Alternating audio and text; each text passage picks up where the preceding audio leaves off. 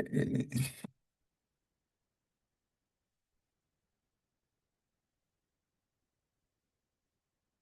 I think that's as much of me as you're gonna see because that's my computer's in a little wooden bookshelf that I have made around it.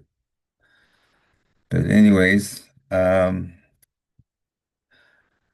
think I gotta share screen first.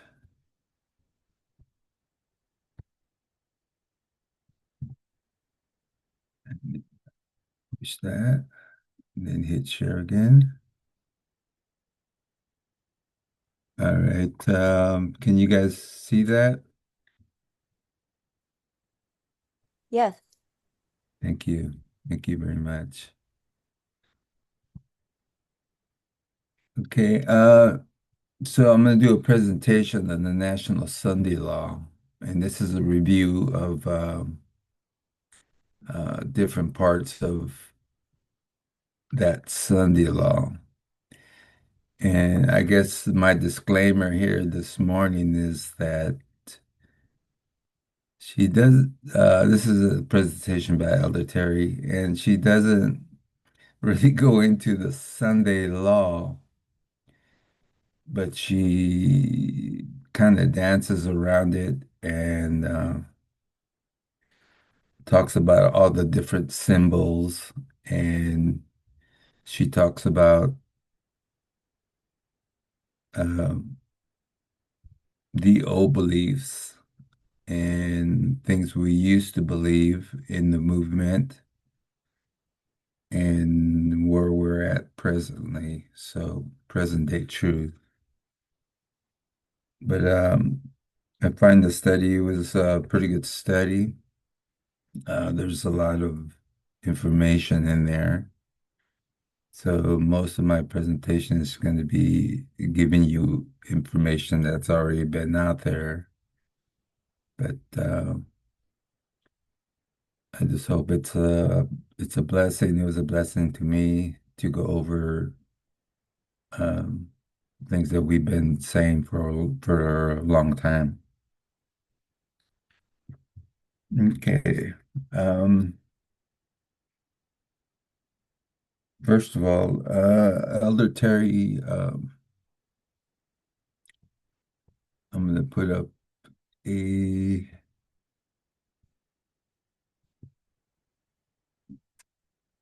a line she used in this presentation, which is a really old one.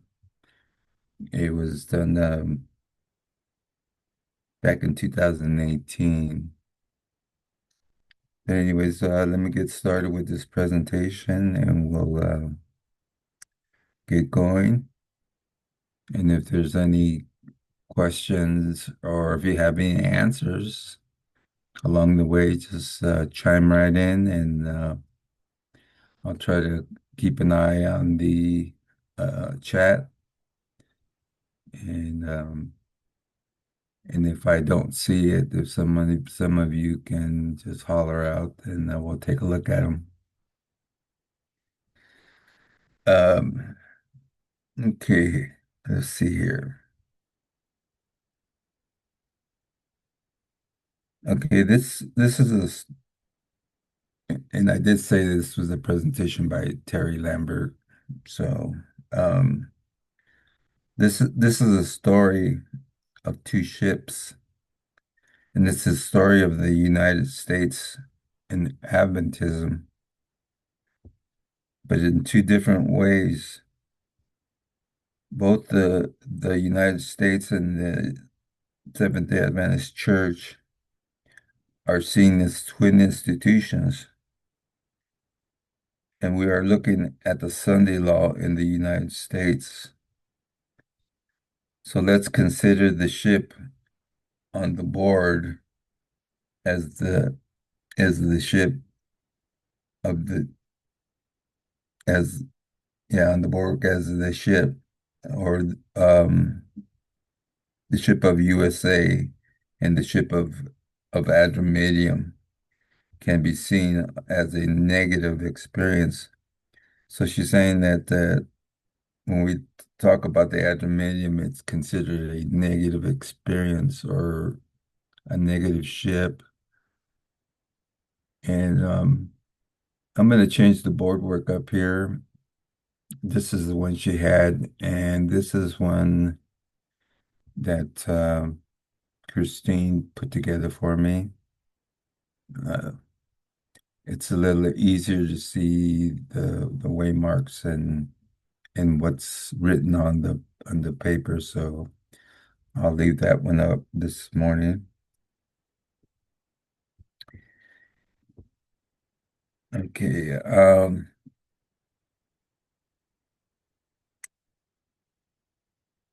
let's see. I'll read that sentence again. So let's consider the ship on the boardwork as the ship of the United States, and the ship of Adramyttium can be seen as a negative experience. It is the ship that decides that it will abide in death. Um, and this is given, and this ship is given a warning message in 1989, which it decides to ignore. Now, the Alexandria is considered a more positive ship. It is the protector and defender of the people. But this line shows the problems this ship faces and how it goes off course very quickly, and it doesn't follow directions. It gets hit by the east wind and thus gets shipwrecked. So even though it is a positive ship, it struggles to complete its job description.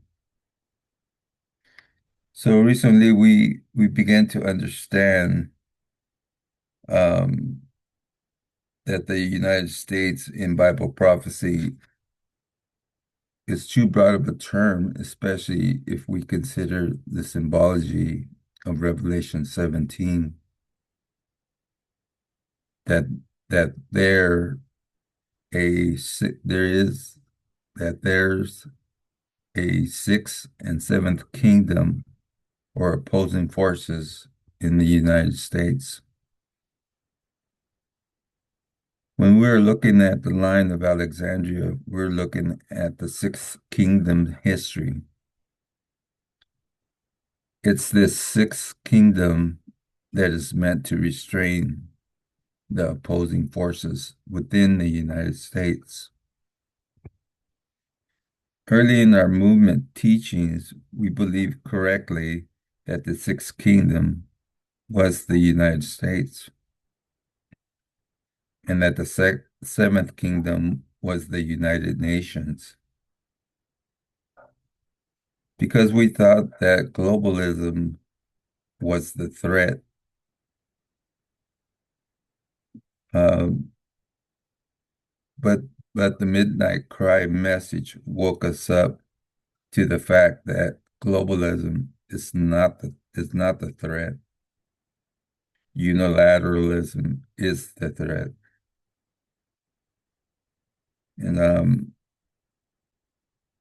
I will give a definition of globalism. Um, let's see here. Okay, and this is the definition that Elder Terry gave. It is when a government considers the effect its actions on the rest of the world. Okay, let me read that again. It is when a government considers the effects its actions on the rest of the world. It recognizes that the world is interconnected, and so it has to think outside of its borders.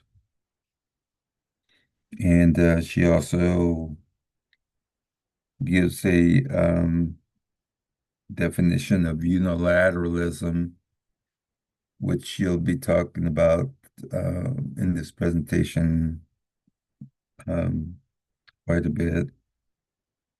And unilateralism is when you make a decision and doesn't consider other countries or groups in that decision. It's when a country creates policies or acts that doesn't care what happens to the rest of the world. Um, and we would say that we would say that unilateralism is selfishness.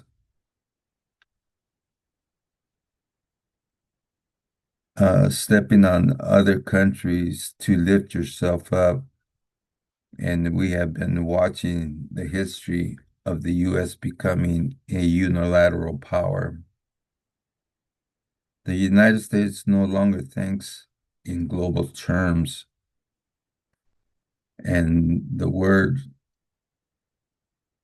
that is connected with Donald Trump is transactionalism. And she gives a definition,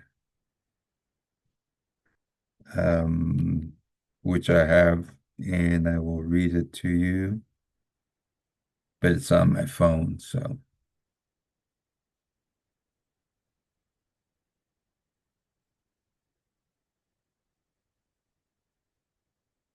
And the definition is in the Merriam-Webster dictionary. So we're going with that. Transactionalism is an objective that means involving or relating or transactions where are which are exchanged or transfers of goods, services, and funds. And And that's what it says.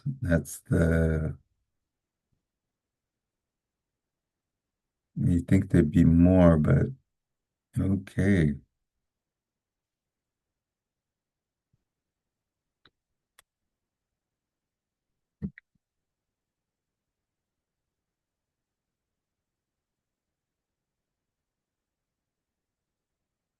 Yeah, it's okay.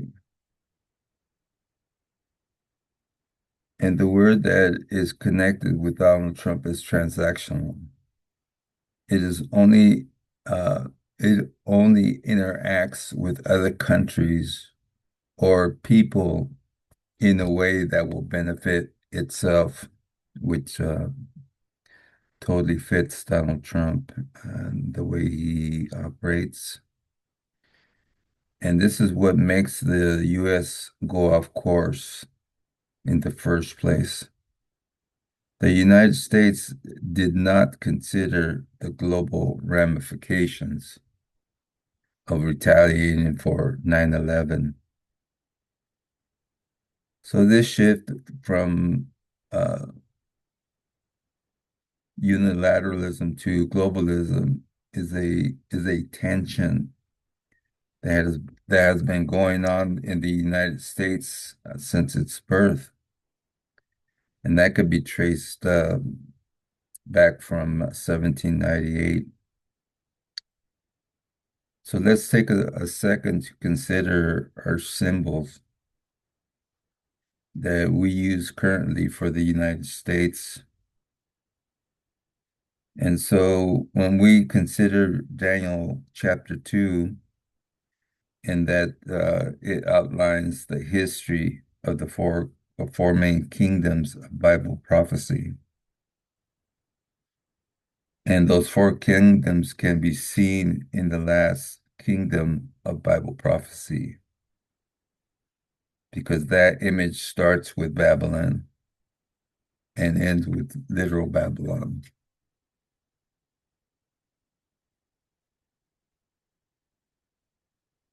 and oh, ends with spiritual Babylon. I'm sorry. That means really the whole image of Daniel 2 is Babylon, and Babylon goes through different phases. It goes through the Medo-Persia phase, its Greek phase, and ends up with different phases of Rome, which is pagan and papal and the modern. And so we are now living in modern Rome phase. We understand modern spiritual Rome has elements of Babylon, Medo-Persia, Greek, and pagan Rome in it. And each of these elements tell us tell a different perspective of the United States.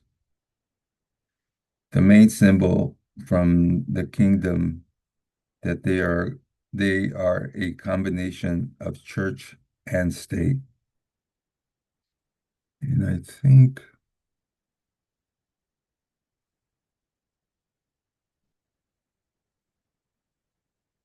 okay, church and state. And we see very clearly in Daniel 1, um, 1 and 2.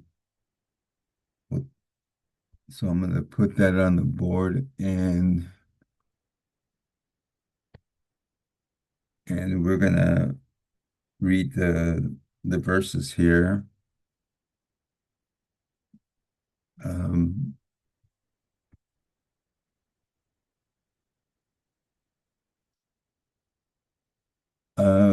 if there's somebody that would like to read the verses, I would greatly appreciate the help. I can read Daniel 1, verses 1 and 2. In the Thank you. third year of the reign of Jehoiakim, king of Judah, came Nebuchadnezzar, king of Babylon, unto Jerusalem and besieged it. And the Lord gave Jehoiakim, king of Judah, into his hand with part of the vessels of the house of God, which he carried into the land of Shinar to the house of his God. And he brought the vessels into the treasured house of his God. Thank you, Gloria. Appreciate that. And so this is the beginning of the story of the captivity of Israel by Babylon. And notice we have two kings. We have Jehoiakim, and we also have Nebuchadnezzar.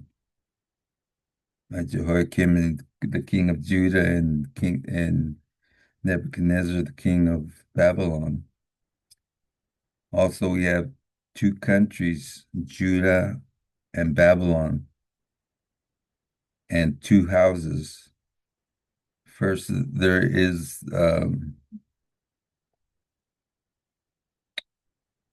we have the temple or the house of Jehoiakim's God, and next we have the temple and the house of Nebuchadnezzar, which is God is Marduk. And you also have two sets of vessels from the temple of Jerusalem, of the Jerusalem temple, and the treasures of Marduk temple. And also note that the Jerusalem temple vessels include people, not just articles like the finger bowls and the candlesticks and all that. And so the vessels included people and possessions. And one of the captive people was Daniel. So Daniel was one of the captives taken in by Nebuchadnezzar. We also have two territories. We have Shinar and Judah.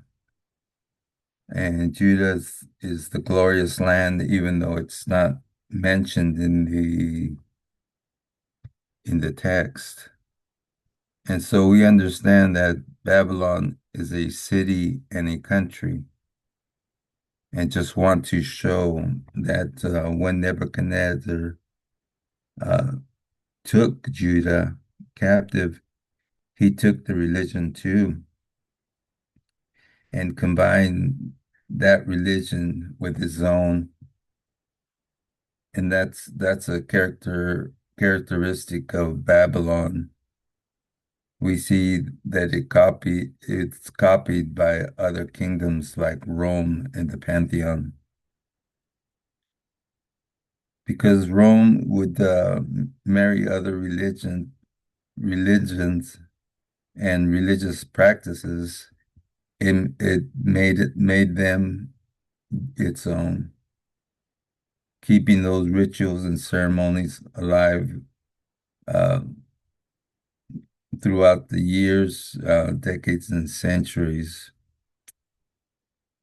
So,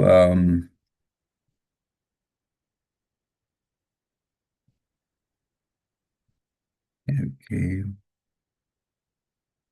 So, turning to the book of Daniel, we see the combination of church and state at the beginning of the book of Daniel. And now coming down to our time, let's look at the symbols we use today and define them. So we're talking about the combination of church and state today in the United States. We will also look at MAGA, and MAGA is a symbol I will use, and she used the sexist term and called it the woman that we see in Revelations 12 and 17. Uh, okay, I think I have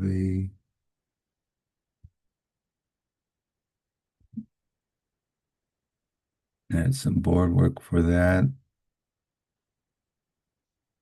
Okay, Revelations 12 and 17, and also the symbol for Babylon and the false prophet.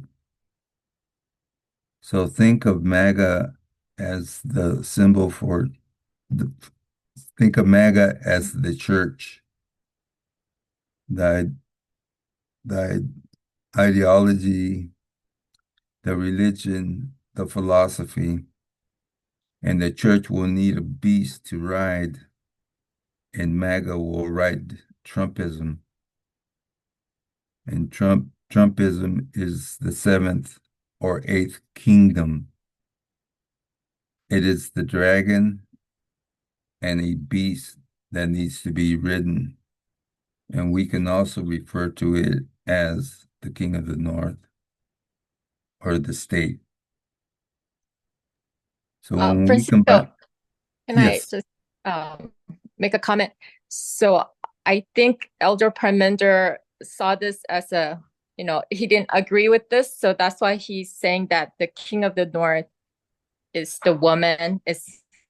He didn't say MAGA, but it would be the that first row that you have. Not king of the north is not a state. Because the okay, woman rise over the state, right? In mhm, Revelation 17, over the beast. right, 17, Yes. yeah, Yeah. So it has King of the North is a church, not a state there. okay. Thank you for that. So my disclaimer is that uh, Aaron is one of my heroes, so anything I'm presenting here is is goes back to the presenter. So that's Elder Terry. But thank you for the for that info and stuff. Um,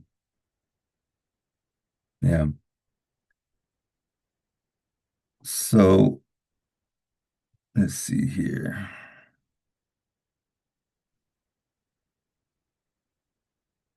The kingdom referred to thinking Trumpism.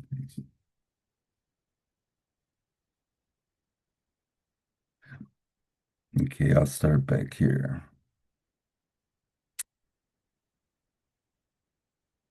Okay, it is the dragon and the beast that needs to be ridden, and we can also refer to it as the king of the north or the state. Or when we combine MAGA and Trumpism, this is the definition of the beast, a combination of church and state. But when we consider the church, um, here we know that it's not limited to religion. It's a combination of religions, ideology, and philosophies.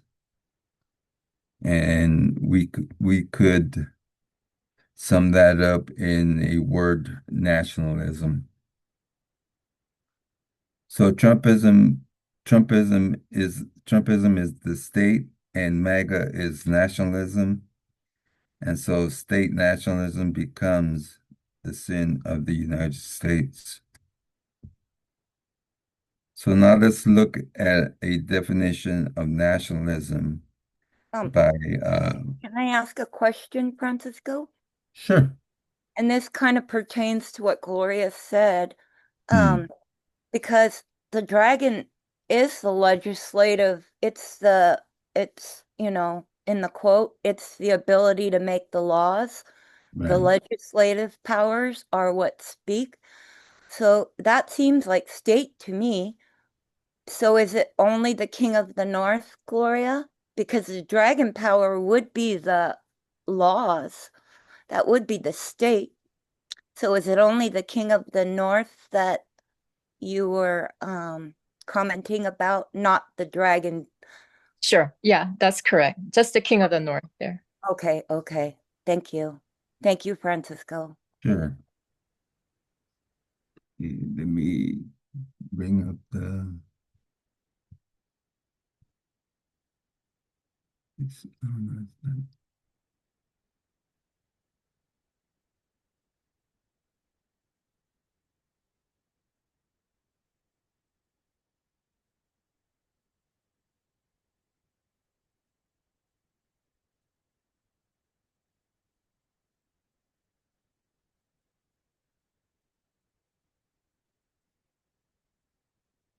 Okay,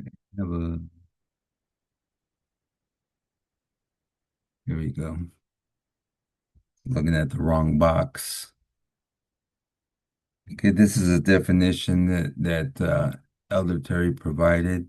Uh, it's by a journalist named Sidney J. Harris.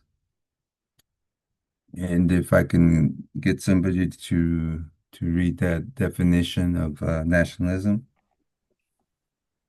I can read. Thank you, Phil. All right, patriotism versus nationalism.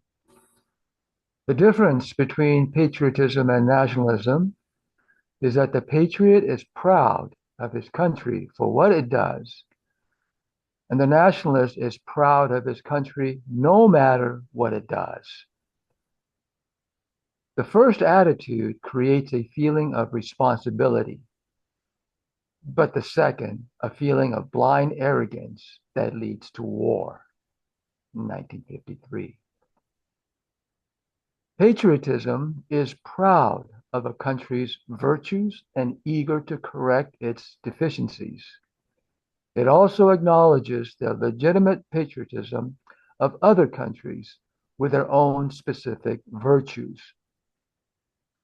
The pride of nationalism, however, trumpets its country's virtues and denies its deficiencies, while it is contemptuous toward the virtues of other countries.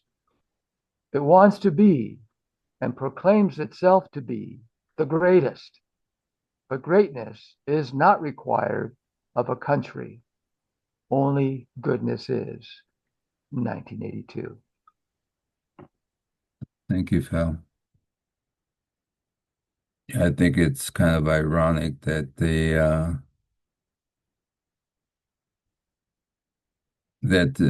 the middle of the uh, past the first paragraph, it says, however, trumpets its country's virtues, and they use the word trumpets.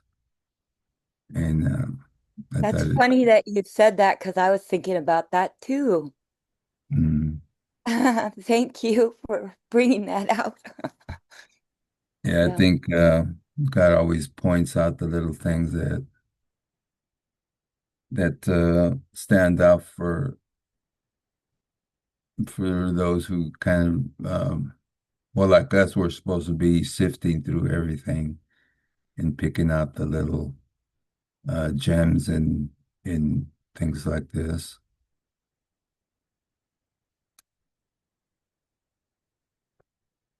Okay.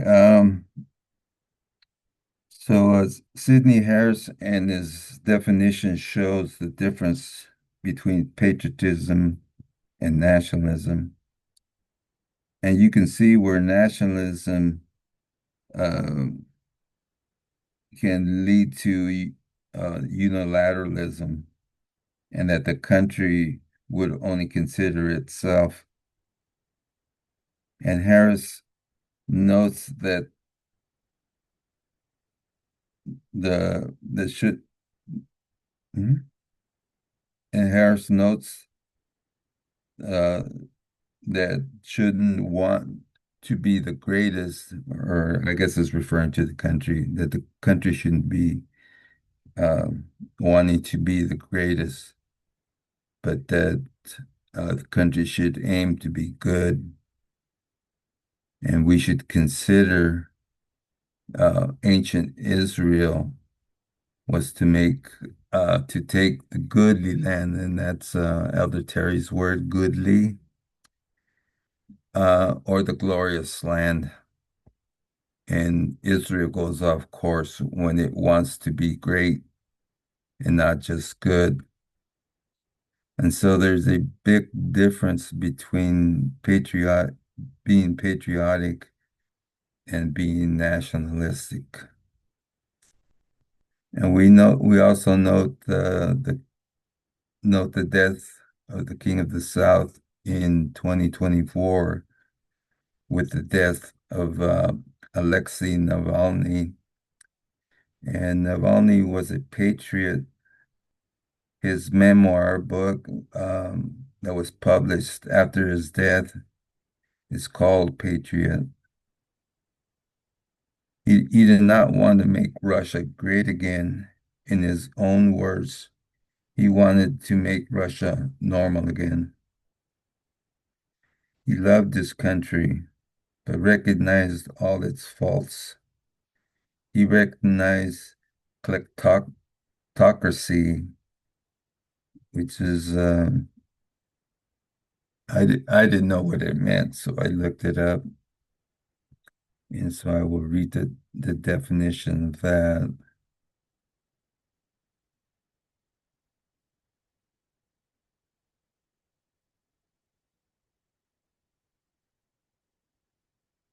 Let's see here.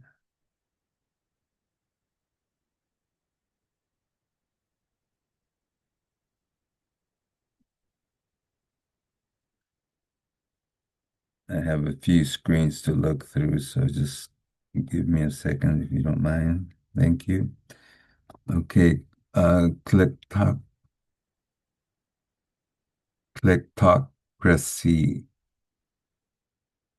It's a noun, a society or system ruled by people who use their power to steal their country's resources. There are too many entrenched dictatorships and kleptocracy in the region. Government by the people who use their power to steal their country's resources. The ruling party is highly sensitive to allegations, to corruption, and kleptocracy by the public. So it's just self-serving government or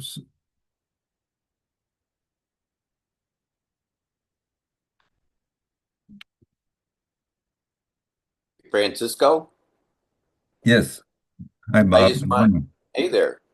I just wanted to add as you're talking about patriotism, true patriotism versus nationalism, and the difference between them here by this gentleman's definition, I see it just reminds me of the boiling it down to the principle of are you going to have equality that rules over freedom? Do you have both, or are you going to have freedom that rules over equality? And so it's just the same things are in the balance there, whether it's freedom and equality and how which one takes the precedent. Mhm. That's a beautiful point. And I think yeah, you can definitely see that in what's happening now. But thank you for that, Bob. Okay. Um,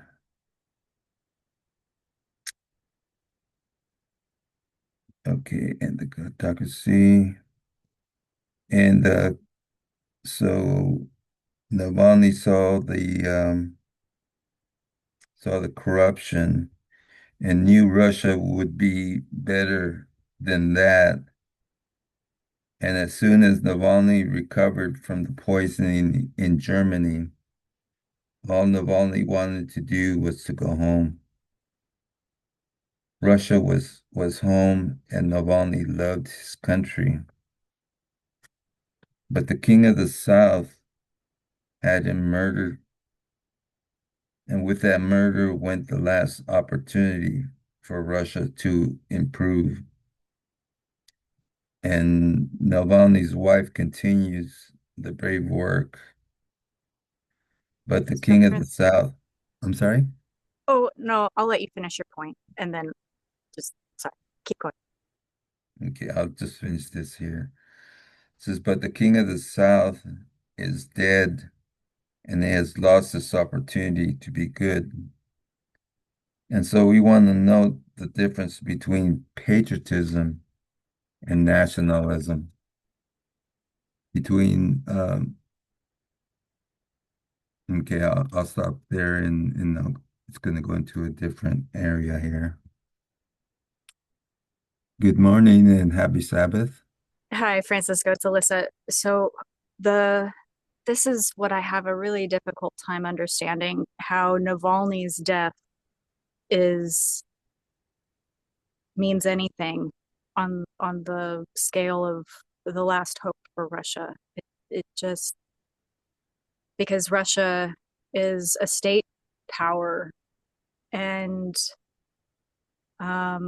it doesn't like it's never seemingly wanted democracy except for the little bit of time after 1989 before 1999 but I don't know if anyone else has any more light on this or if it's just something to set aside for now, but I just haven't. Right. So Donna's asking, wasn't Navalny a nationalist? Because he was very patriotic. He's not a perfect leader for the Russian people. He has faults of his own, and Tess pointed this out. So for him to be the last hope for Russia as a nation, as a nationalist society, that seems counterintuitive. I don't know if that's just maybe my own internal problem. Hello, Yes. this is Olivia. On the point that Alyssa just made, it is not that Russia was not to remain a nationalistic entity. Russia was meant to be a democratic entity. That's why the USSR fell, because the Western powers represented democratic government. And so they defeated the USSR. And that's why we would say at 1989, the King of the North did not behead the King of the South. because it should have killed the entity. Therefore, all of that, those people would have had democratic processes, true democratic processes. That should have been the result. So saying Navalny, with Navalny, the hope for any true democratic process in Russia would have died because he was a true opposition to Vladimir Putin. So his ideology and concept of what Russia should be would have been different to Vladimir Putin's, which would have made an impact within Russia itself. That is null and void. That is the point that is being made. Thank you for that, Levine. I'd like to add on top of what Olivine said. If you remember back Elder Tessa's presentations when she talked about Hillary Clinton being the United States' last hope, and when she was not elected, that was the last chance the United States had. And it reminds me of that with Navalny, that Navalny was the last chance that Russia had. Thank you. That's all good that's points. the same premise that it is coming from. That very same promise as with the King of the North, so with the King of the South. I think what I walk away with those paragraphs I read was the directions. She's pointing to the directions. Navalny was obviously going the opposite direction of Putin, and it showed that when he talked about nationalism, how much he loved his country, and Putin is just self-serving. He's just out for himself and what he can get. And so it's two different directions. And I think Navalny was trying to point the country a different direction, where it's just a normal country, not a great country like Putin wanted it. And we have that same problem. We have a president who's trying to make this country great again, or whatever image he has in his brain, but it's obviously the wrong direction. But thank you for all those good comments. It's good to have feedback. Francisco, this is hi Francisco. Happy Sabbath. This is Donna. Happy Sabbath, Donna. I just have a comment. I remember, I don't know if it was during Vespers, I can't really say when it was, but I remember Elder Tess making a comment about Navalny, and she said that he was not that much better than Putin. She actually compared him to Putin and saying, well, he was not that much better, but oh well. So I just want to add that. And to that point, if you remember, if you could go back to the quote where Ella Terry spoke, she spoke about the changes that Navalny had made. At first, he was just as nationalistic as Putin was. And then between the years of, I think, 20 to 21, thereabout, he changed his perspective and became more patriotic. So it's a whole shift in his ideology that is there as well, and it is documented. And I think Ella Terry had presented the evidence to substantiate that. But one last Really thing. good. Oh, I'm sorry. Go ahead, Lissa. That's okay. So for Terry to say that now Navalny's wife is carrying the torch, I think is also a stretch because she's not widely known. People hardly can identify her by her first name. Citizens of Russia. There might be some influence, but it's really, what have we heard? And of course, Russia controls their media, but we were still hearing reports from Alexei. He was still getting information out. So either there's a immense suppression campaign, or she just doesn't have the effect. And I just don't know if we can make that stretch. But that is substantiating the point. The point is that the hope died. The hope for Russia to change course, just in the same. Speaking about Navalny being just a little better than Putin. Hillary Clinton was not much better than Donald Trump. If you go back, it is the same thing. The same parallels are there. The point that you're making is Navalny's wife does not have the impact that Navalny would have had. So the impact that his message could have had on Russia is really dead. It is small. His wife doesn't and cannot have the impact that he would or could have had. So it is dead. That's the point. Yeah, just to support Olivine too, like in Daniel 7:12, it says here, as concerning the rest of the beast, they had their dominion taken away, yet their lives were prolonged for a season and time. So influence matters, I think. Yeah. His wife is carrying the influence of Navalny, and it's just strong or growing stronger, I don't know, outside of Russia. Yeah, I wanted to make a couple comments about that too.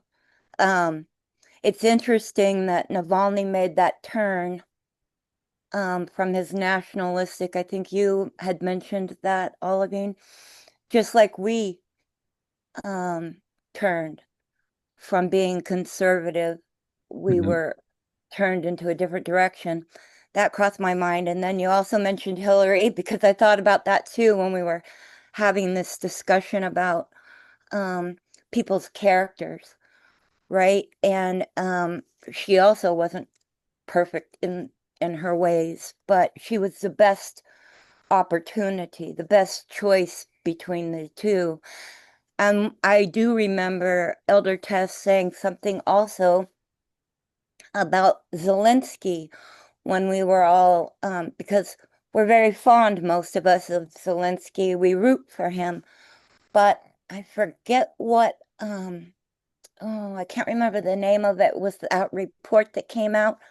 I don't know if it was the Pandora Papers. I can't remember the report that came out that shed light into all the elite people who had transferred their money like into protecting their money and their interests. I don't know if anyone can remember the details of that better than I can.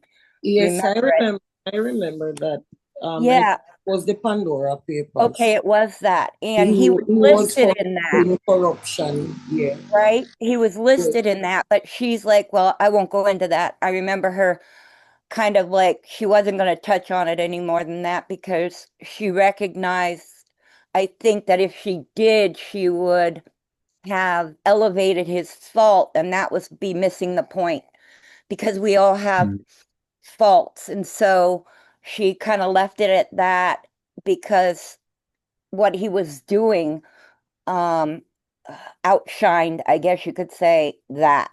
And then the last thing that I thought about was about Navalny's wife. Well, because she's a woman too, is why she's not giving the same microphone as Navalny did. He was a man. And that again shows the patriarchal ingraining in all cultures, right? And I thank you all for your comments because I struggled with Navalny also, but I think I'm gaining a clearer understanding about how that could be the death of Russia because it was the only opposition voice that was allowed. I mean, he was heard by people. For whatever reason, he was given a lot of media coverage, and the Because people. he was reaching the youth.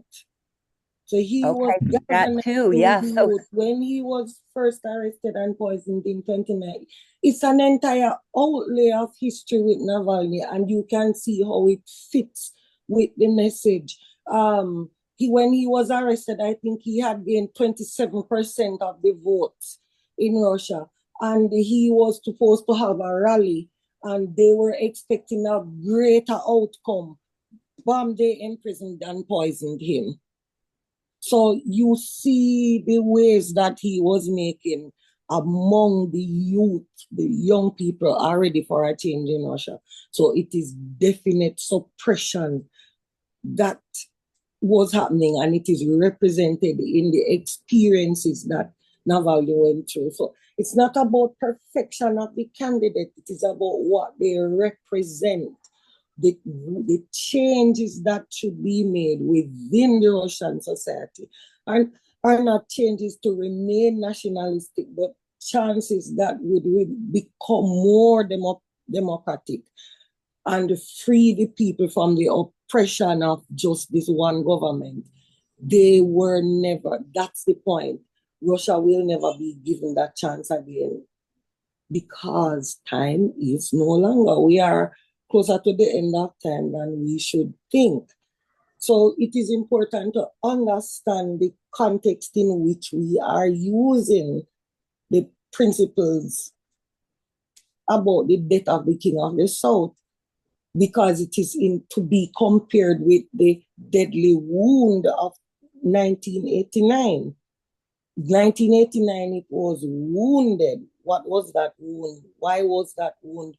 What was the impact that the wound should have created? And then at the end, it's death. Why has it died? And I think that's what you see in Navalny. I've got a quote here. Penny found a quote that from a Vesper that Elder Test did, and I think it really puts it in perspective on everything the comments people have been making. And this is quoting Elder Tess, and she says the same way when you look at Navalny. Navalny is not a very good character if you didn't have to compare him to Vladimir Putin. If you compare him to Vladimir Putin, then yes, you would want Navalny let out and you would want him to topple Putin. If there was no Putin and they had a democracy, you'd never want Navalny in power. There are some of these issues, but in the way they use those issues, amplify them, add to them, twist them out of context, at the end, they have a completely incorrect worldview. And that's quoting, I'm trying to remember which exact Vesper it was from. Hold on a second. wow, how do you do that? How do you get those quotes? That's the gift Penny has. This was a Vesper called the Far Left and their Multipolar Vision. It was March of 2022, March 6th, 2022. One of her Vespers. One of Could her you Vespers. make that quote available in the group, Bob? That was a powerful quote. Thank you. Yeah, well, I'll have Penny put it in. She's the one who found it, so I'll have her put it in the group thing, in the. Thank you, Bob. Thank you, Penny, for Thank finding. you, Penny. You got a better clarification of that, and I'm Yes. going to watch that video again. That was good. So thank you, everybody. All comments are welcome, and it's amazing to me to see the group come with their one little piece of the puzzle. Even though it looks simple, that one little piece, it can finish the puzzle. And when we bring it and place it in that puzzle, the view of that puzzle is complete. It just amazes me how we can all get together and contribute to help each other understand these complex situations that are going on, or that Amen, have Pastor taken Phil. place. I was thinking, I'm grateful for Alyssa bringing her comment out too, Yeah, because I had yeah, stumbled over that some myself.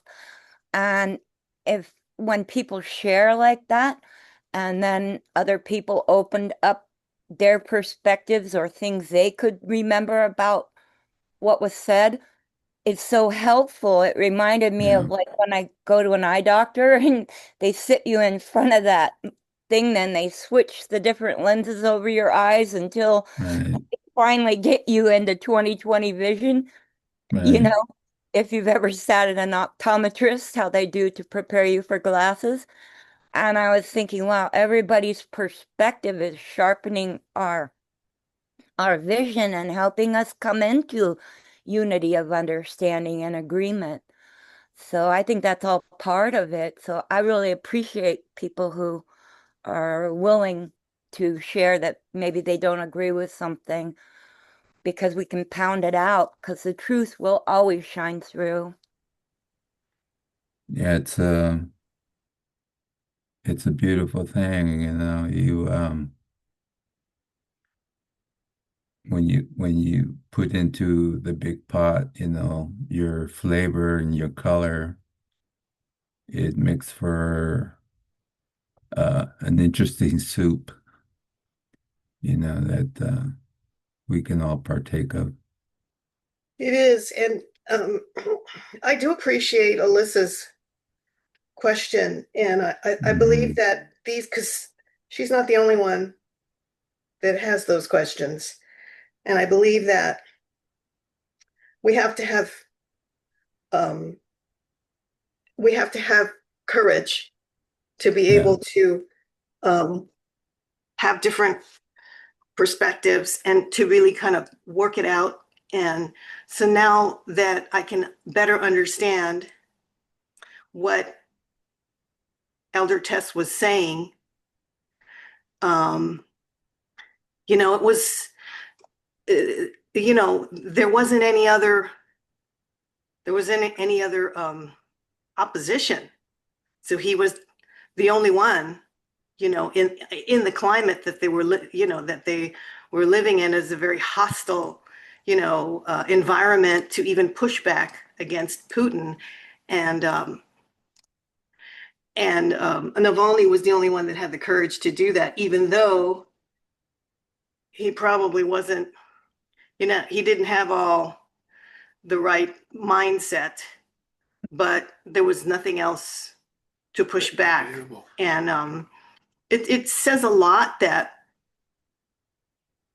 maybe God isn't looking for perfection. There's a lot more questions to um, that mindset, and that especially under those types of um, authoritarian regimes like we're in right now in America. God is not looking for perfection as far as pushback, but I think the American people are doing a really good job, though. amen. In this situation with America, I don't think there's one person that is going to be the one. It's all of the American people in a unified way, like our group looking for unity. I can see the people are looking for unity too. It's pretty amazing. But anyway, that's just a little comment. It is I amazing. And when you yeah, said that, I thought, wow, loud cry, because uh, it has to come from a unified, at least externally, right? like you had just said, when all those voices come together against this oppressive regime that the world is being, the boot is on the people's necks. Um, Yeah. and then I was also one more thing that sticks with me from my AAA days when you said about perfection. That's kind of a losing battle, and the saying is progress rather than perfection. So I think God measures that in each of us, the progress we're making, because I don't think any of us are going to reach perfection in this life, but it's where we started, and where we are ending up at, and the progress that each of us has made, to the best of our ability. I think that's what God recognizes. Amen. It's funny that you bring up unity. That's a prerequisite for our movement is unity. And I think it is for the country of the United States as well. Because I live in a small town, and I had to go downtown to pick up something. And as I drove by this one section of Old Town, I saw a whole crowd of people protesting Trump. And we're talking a small community, and this is really a super red area. And for those folks to be out there with their picket signs and asking people to honk in unity was amazing to me. I didn't foresee seeing that in my hometown, but I joined in with my horn and give them the thumbs up that I believe what they believe, and I don't know. I think it's bringing the country together. I see the large gatherings in all the big states, in all the big cities. So it's doing something to the country. It's It is, but it's polarizing us, to come together. unfortunately, I don't think it's going to achieve what we think it is, because No, the protests are actually being uh, agitated by the opposition. yeah, oh yeah, So the people that are protesting for legitimate reasons, they're getting swept up in the MAGA movement, planting people in these protests and starting violence. Yep. So it's not going to achieve the unity that we think it is. It's actually going to drive the further divide and inflame tensions even more, as I see it. I think it does bring to light the truths of where we're at as a country. So I think it opens up our eyes to that. I don't think it's like I believe what you believe. It's not going to go too far, and it's probably going to not end good on a lot of in a lot of places. Isn't that like the point?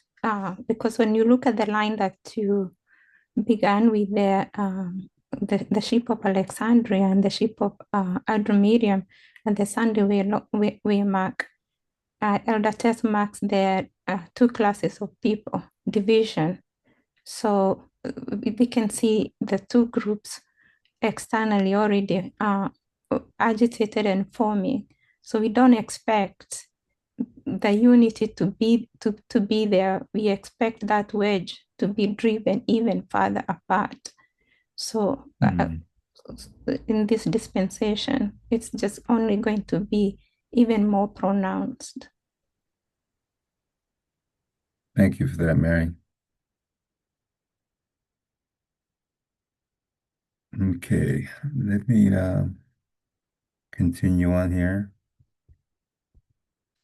So between unilateralism and globalism, and how the tension between those two have been at the have been there at the beginning of the history of the United States. This is the difference between the sixth and the seventh kingdom. The sixth kingdom enters prophetic history in 1798. It is a young country, a babe. It's still a very young country, and it needs to grow and mature. So within its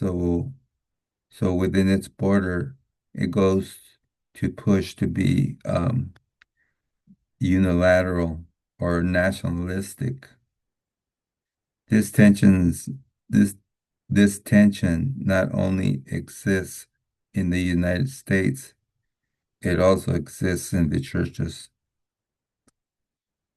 And um, and when we consider Revelation 12 and the transition of the church from the old world to the new world, and I think I have a um, While you're looking for that, it's funny while we were talking about this, about the protests and the people's voices, Natalie uh, just posted in Bible study that these protests remind her of Bastille when the people rose up. So it's like we're all separated, but thinking about these things in unity. yeah. I think people are getting pushed to do something. They're so agitated that they just need to do something and at least seem to do something about our situation and It's Trump's actions and all that. it's funny you brought up that word, Francisco, agitation, because I was thinking along that line that we're seeing, the agitation leading up to COP. Yeah, I think it works on everybody. I know it works on me from time to time. I get agitated by the things and I'll even give you an example of the agitation. Yesterday, my mother-in-law was so agitated by what she saw on the news that she got a little scared inside and called us and was talking about it, which usually she doesn't do, but that kind of worried her a little bit, I guess. And all we can do is tell her, that's the way things are going to go. That's the way we're headed, and that's what's going to come about. Nobody wants to hear that usually, though. They're like, No, so negative. Why do you have to be uh, so negative? Right? And it's like, I'm not being negative, I'm telling you reality. But I think the difference for us is, and thank God for this, is that we're understanding the true God, which yeah, gives us that love inside that casteth out fear. But people that don't know God are fearful, you know? So I think our fears, we still have them at times, but I'll just speak for myself. They're becoming less and less inside, more peace inside. Like, okay, it'll be what it'll be, and I just trust you, God, you know? amen. So a lot of people don't have that faith, so they're going to go to fear, you know? It's Yeah. great that your mother-in-law asked you about that because that means she's becoming open. Now's the time to help her, understand. So, Yeah, and I think in the past she voiced out that she put faith in like Joe Biden and the country and this and that. So she's a little nationalistic too, you know. Uh, she's old school, that kind of thing. And I have to be honest with her. I go, you know what, Mom, I don't see this country coming out of where we're at and where we're going. She goes, oh no, but you know, the Democratic Party, and I go, it doesn't matter who's in there. We're headed to a place that you won't be able to turn around and come back out of. And I know she doesn't understand, but I have to tell her that so when things do get crazy, she maybe she'll remember what I said to her, and if she wants more details, we can give her more details. But it wouldn't make sense for me to tell her about the King of the North and all this other stuff. But she can see that there's something big happening, really big. amen, Francisco. That's how you do with children too when they ask you a question and they're young.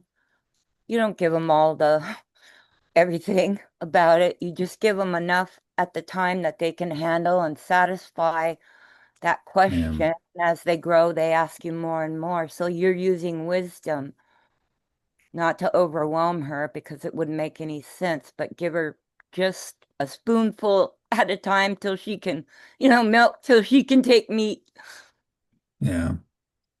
Well, actually, I got that from an old pastor that I used to have, and he was such a he was a s knew the Bible inside out, and he goes, you know, you can present the truth two ways. He goes, I when I first became a pastor, I beat everybody up. I clobbered them over the head with the truth until they were numb. He goes, and I saw that I wasn't doing anything but scaring them and putting pressure on them and this and that. So he changed the way he presented things and he just put the truth out there. And and that's what I do. I try to just put little pieces of the truth out there enough um to squash the fear a little bit and maybe help them along and maybe if they get curious enough, I can do some scripture to them or tell them about the promises of God.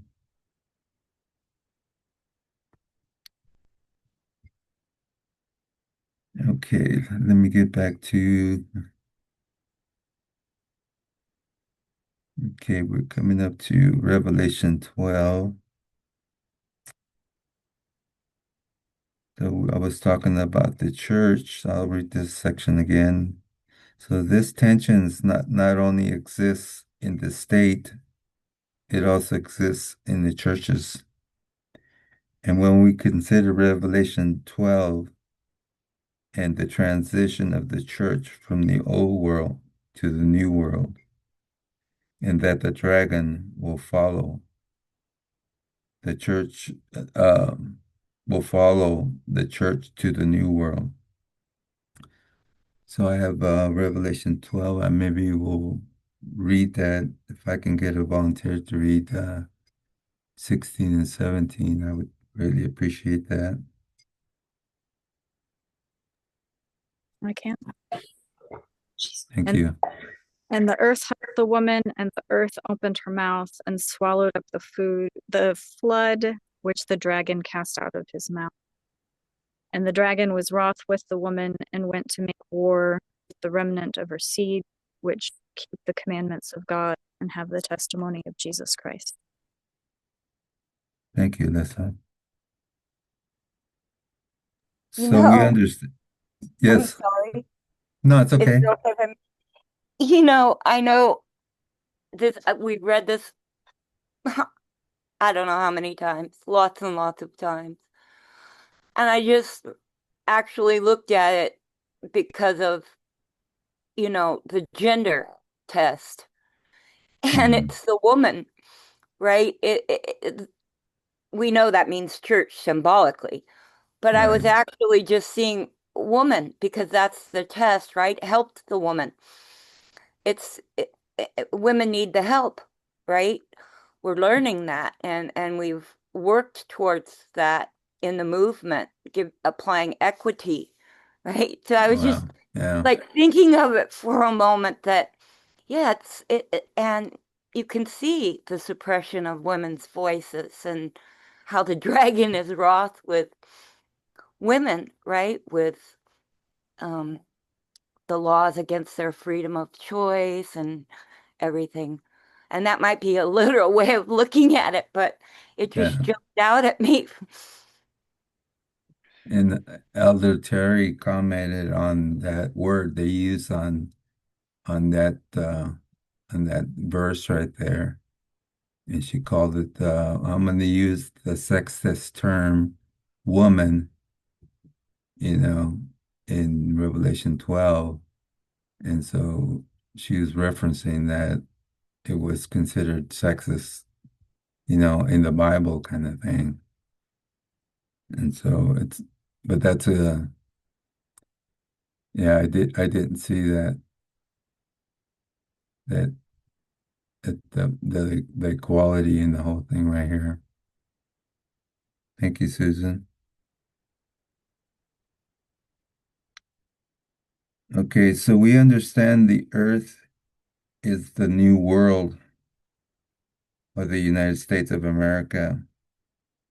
And we take the symbolism from Revelation 13, the help that the church receives is because of the laws of the U.S. because the laws of the U.S. Constitution is the help that it receives. Those laws are going to prohibit church and state from combining. The dragon power will follow the church into the United States, and the dragon will have to circumvent these laws to bring about the combination of church and state. And in our immaturity, we used to believe that the church meant religion, but we realize that it's a broader concept. It is best defined as nationalism. So let me see. And I want to bring up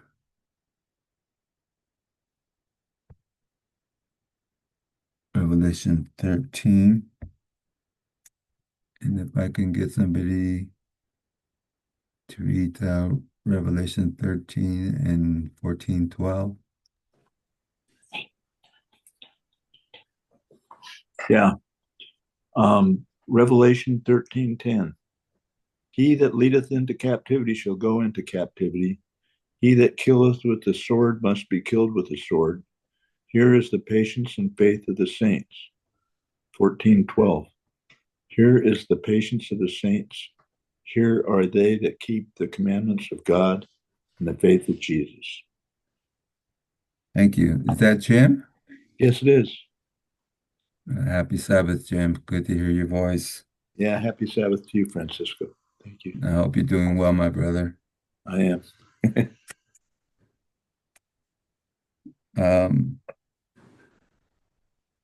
So at the beginning of Revelation 13, John the Revelator gets uh,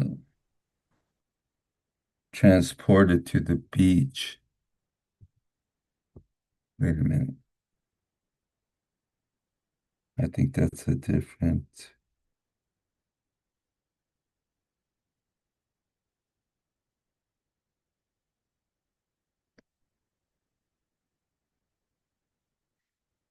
Okay, I think I might have.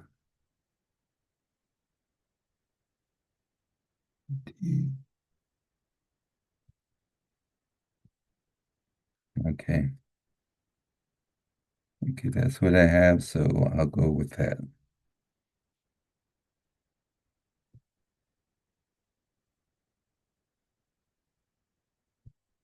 So at the beginning of Revelation 13, John the Revelator gets transported to a beach. And in order to understand what's going to happen on the earth in the future, um, he has to look backwards to see what transpired in the sea in the old world. That old world is not just the papacy, it's Babylon, Medo Persia, Greece, and Rome. In its early phases. So we know from Ecclesiastes chapter 1 and 3 that in order to be wise and understand what's going to be, we have to look back and see what already has been. And what has been is not just the papacy, it's all the other past kingdoms as well. So pre-1798 and post-1798, the same forces are at work, but they morph into different characters. So one of the mistakes we made was that the papacy of pre-1978 was going to be a major player post-1798. So that the principles of the papacy did not come to the New World, but in the form of who? The daughters of Revelation 17. And so Adventism has remained stuck on our old views of the papacy, and the movement has had to shake off those views, recognizing that the papacy is still a part of the problem, but it is not the whole problem. So its representatives today we see in apostate Protestantism. And the Midnight Cry message showed us the history of Protestantism in the United States and how there was a split in Protestantism, and this came about through the two great awakenings. One side of the Protestantism, the conservative side of the Protestants, decided to align itself with one political party in 1798 and promote conspiracy theories and to promote that political party. And the other side of the Protestantism aligned itself with the opposing political party. Elder Tess warned us, conspiracy theories come when we don't recognize that the U.S. has been dealing with the same issues from its beginning. Not recognizing that was what brought about the downfall of Adventism. So the issue that the U.S. is facing today are the same that it faced in 1798. It is a progressive history. What the French Revolution did in the lead up to 1798 was to bring about separation of church and state. And just on that note, when we consider the Midnight Cry message and when it was given, it was bookend by the line of Fatima and the line of the counterfeit. That story of Fatima and the counterfeit was not to point out the papacy as a major player today. One of its purposes was to give us an understanding of World War I and II.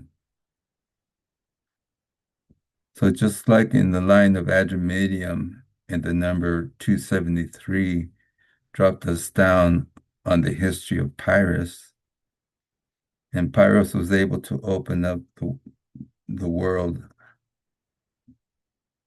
open up the world of the King of the South to us.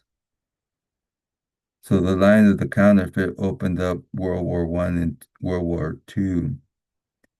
What it was able to do was provide a hook to bring in Elder Jeff into the Midnight Cry message.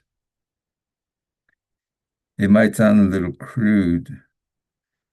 It might sound a little bit like crude symbolism, but the Midnight Cry message needed a hook with bait on it to get Elder Jeff interested in the Midnight Cry message. And you couldn't have the Midnight Cry message without the story of the papacy. And I am not saying for Elder Jeff alone, but he represented a large portion of the movement that needed to be weaned away from old understandings of the papacy from the time of the End magazine. It still provided an important and relevant message considering the papacy. It was able to shift our focus onto other players in the end times. We could say it shifted us from the right to the left side of politics. We can look back at that Midnight Cry message and see a very perfect strategy. That book ended stories of Fatima and the counterfeit are relevant and true.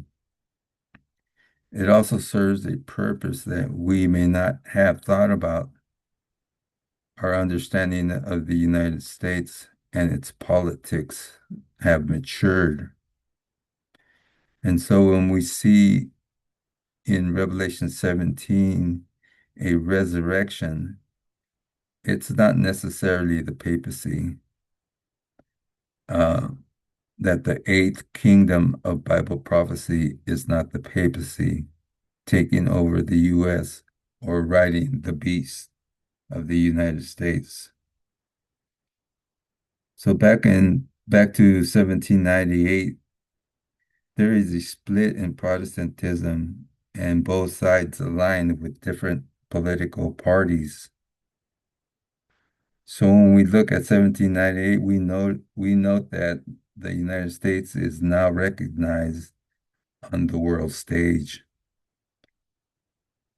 And it sends its first ambassadors to Europe. It formalizes its Marine and Naval Corps, and it enacts the Alien Sedition Act of 1798. And all of these things associated with the relationship to the countries of Europe, notably France, Britain. We also take note that the papacy was taken captive this year, 1798. And with that captivity, a deadly wound, and the focus is shifted from the papacy to the Protestants of the United States.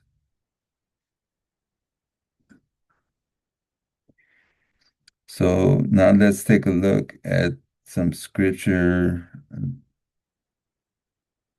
in, and we read Revelation 13 and 14, right?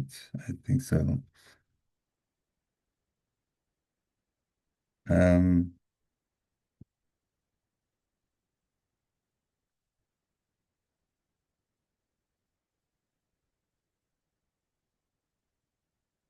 okay, so we're going to focus on Revelation 13, and the where is here, and we can place in time. Here is Revelation 13:1. It is the beach, and the beach is 1798. And he at the beginning of the verse is the papacy. And the papacy he leadeth into captivity, and also goes into captivity. And also he that kills with the sword is the papacy again, will be killed by the sword the following year in 1799. Revelation 13 is the deadly wound and death of the papacy. But the verse tells us that 1798, there are saints, and those saints have two things um, that they oh, and those saints have two things. And what are they? As we can see on Revelation 13, that they have faith and patience. And now if we go over to Revelations 14:12, and where are we in history? So in 1798, it is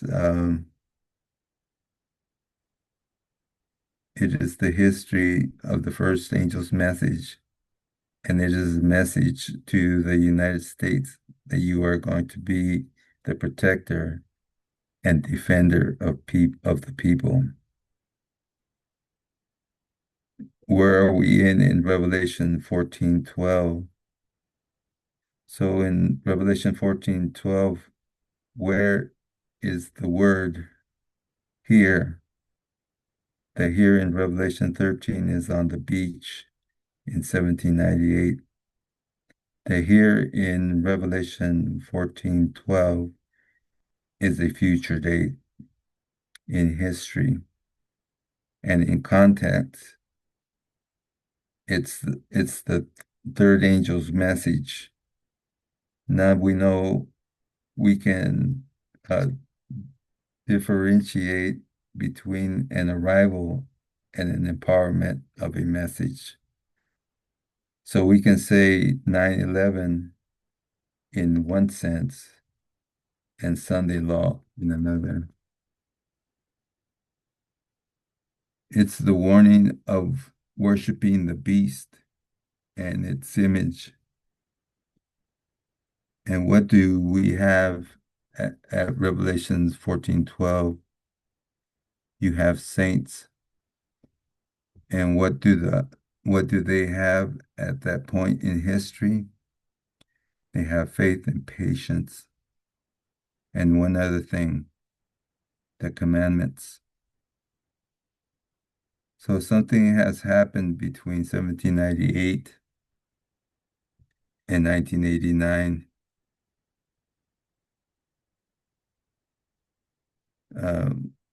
We can say as well, something happened to the saints between the first angel and the second angel's message. The history of the development of the everlasting gospel, it's the development of our understanding of the law. If we were to go back to the Millerite history and think of that as 1844, an understanding of God's law was developing, not only regarding slavery, but also the Sabbath. So who are the saints in 1798? We need to recognize that when we are talking about the United States, we're talking about Protestantism. And just consider William Miller here in 1798. He's a Baptist. He is a Protestant. And if you ask him, are you a commandment keeper? What would he say? Of course he is. And his understanding of the commandment keepings are warped, whether it's the Sabbath or equality or slavery. The work of the everlasting gospel, we know, is a prophetic message that divides people. But that prophetic message is going to give an increase of knowledge on commandment keeping. And we had to remove our old blinders regarding the commandments and see that it's broader than just Sabbath keeping and not just the four, but there is a focus on the six as well. Hey, Francisco, Yes, just to give a heads up on for overtime. Not sure how much longer you have. I have a half a page. So What is it? like 5 minutes. Okay. Is that cool? I think so. Go ahead. Okay. So we had blinders on regarding the commandments. All we saw was the Sabbath. We take those blinders off and we see the commandment keeping it's much broader than that. The Midnight Cry message highlighted that slavery was the issue in Millerite time. Even though the Sabbath is still coming to people's understanding. So if we think it as 1989 and our Sunday law testing period, and we thought we were commandment keepers in 1989. We went to the church every Saturday, sundown to sundown, and all that. And we had realized that commandment keeping, which was much more broader. The Sabbath keeping, in a sense, is selfish without understanding equality. Even so, on a national level, we had to change that our thinking of globalism was evil to understand how selfish unilateralism is, and that globalism really represents loving your neighbor as yourself. Internally, we've recognized the importance of equality. Externally, we need to understand the importance of globalism. Our understanding of the commandment keeping has developed through the everlasting gospel. The work of MAGA riding Trumpism, the arrival of Image of the Beast in July last year represents that the shipwreck of the United States is fully embracing unilateralism at the expense of all other countries of the world. And she does a summary. It's a really short summary. We have looked at symbols that represent church and state in our time, that MAGA and the ideology of make America white and male again. Begin riding that beast that is Trumpism or the dragon or the Republican Party. And the warning is that they will now drink of the wine of the wrath of their fornication, and that we are in the history of the third angel's message. That wrath will be brought about because of the consequences of the state nationalism. And thank you for your time, and sorry for taking you guys overtime.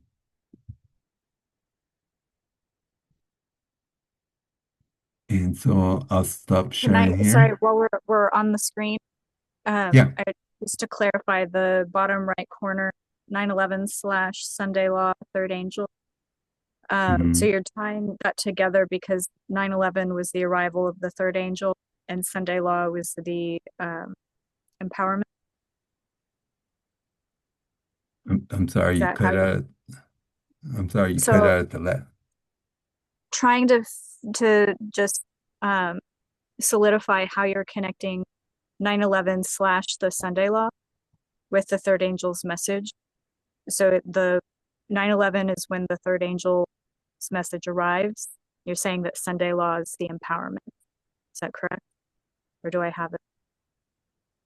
I'm just trying to clarify. Yeah, Simply because there's so many people trying to connect 9/11 being a harbinger of Sunday Law. I'm just trying to clarify how you're connecting those two. No. That's a good question. And I'll direct all questions to Elder Terry since it's her presentation.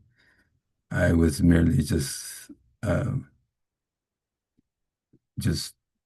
doing her presentation again. I don't have an answer. I think that's correct, Alyssa. Alyssa, yes, it would be. Yeah. Thank you. Okay, well, thank you, everybody, and I will stop share on this.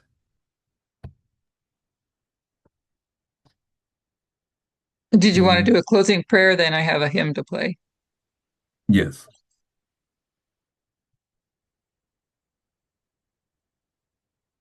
Most holy and merciful God, we thank you for this time you've given us, and we give you thanks and praise, Lord, for opening up your arms and bringing us together in your warm embrace as your church and the people that love you. We thank you for your mercy and patience and all the love you poured out on us. And we love the fact that we can partake in fellowship with each other and with you, Holy God. We thank you for all that you continue to do in our lives and for the protection you bestow on us each day. We ask for your continued presence on your holy Sabbath, Lord, and we give you thanks and praise for all that you do. In the holy, holy, holy name of Jesus the Christ. Amen.